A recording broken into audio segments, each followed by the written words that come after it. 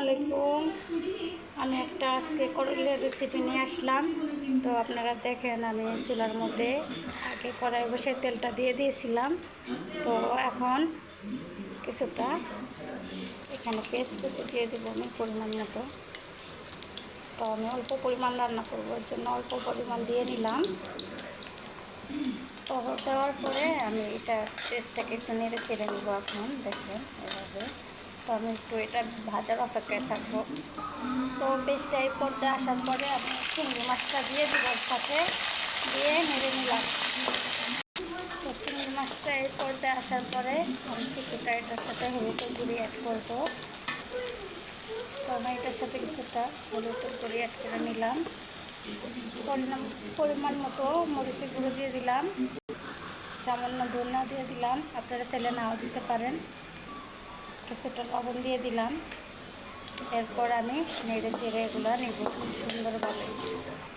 তো এরকম নেড়ে চেড়ে নেওয়ার পরে কিছুটা মশলাটা একটু কষানো হলো, সামান্য পানি অ্যাড করে দিব। তো দেখুন আমি সামান্য পানি অ্যাড করে দিলাম। পানিটা অ্যাড করার পরে আমি এটা একটু ঢাকনা দিয়ে ঢেকে দিব। তো এখন আমি খড়াটা উঠিয়ে দেব। দেখেন এইভাবে আমি ভালোভাবে কষিয়ে নেব। বেশি করে কিছুক্ষণ সময় নিয়ে এটাকে কষিয়ে নেব। কষিয়ে নেওয়ার পরে দেখেন, তো এইভাবে কষিয়ে নেওয়ার পরে দেখেন আমি করলাগুলো ধুয়ে রেখে দিয়েছিলাম, কিছুটা আলু দিয়ে দিয়েছিলাম। তো এখন এগুলো আমি দিয়ে দিব। তো এখন এগুলো আমি দিয়ে দিতেছি। তো এইভাবে সব দিয়ে আমি এখন নেড়ে চেড়ে নেব। এগুলো ভালোভাবে এগুলো নেড়ে চেড়ে নেব। তো দেখেন, তো এখন আমি একটু ঢেকে দিব। ঢেকে দিলাম, ঢাকনাটাও উঠিয়ে নেব। তো দেখেন আমি মাঝখানে একবার উঠে নাড়াচাড়া করে দিয়েছিলাম। তো আপনারা দেখেন কালারটা মাশাআল্লাহ। আর যেই প্রচুর পরিমাণ গরম পড়তেছে, এখন আমার মনে হয় এই রেসিপিটা আপনারা ট্রাই করে সবাই বাসায় দেখতে পারেন। অবশ্যই আপনাদের ভালো লাগবে করে। তো আমি এখন এটাকে ভালোভাবে কষিয়ে নিয়েছিলাম। তখন এটার সাথে আমি পরিমাণ মতো পানি অ্যাড করে দেব। তো এখন আমি পরিমাণ মতো এটার সাথে পানি অ্যাড করে দিব। তো এখন আমি পরিমাণ মতো পানি অ্যাড করে দিয়ে সেটাকে আমি ঢাকনা দিয়ে একটু ঢেকে দিব।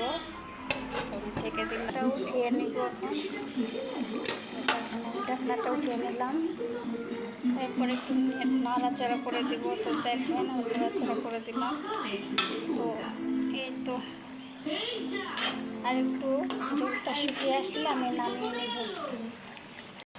তো আমার এই করলা রেসিপিটা হয়ে গেছে। তো দেখেন এখন আমি নামিয়ে নেব।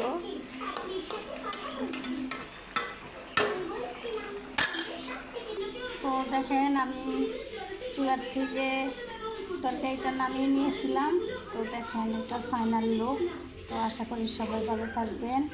আমার ভিডিওটা যারা যারা দেখতেছেন অবশ্যই আমার চ্যানেলটাকে সাবস্ক্রাইব করবেন, লাইক করবেন, শেয়ার করবেন। তো সবাই ভালো থাকবেন। তো আমার ভিডিওটা এই পর্যন্তই।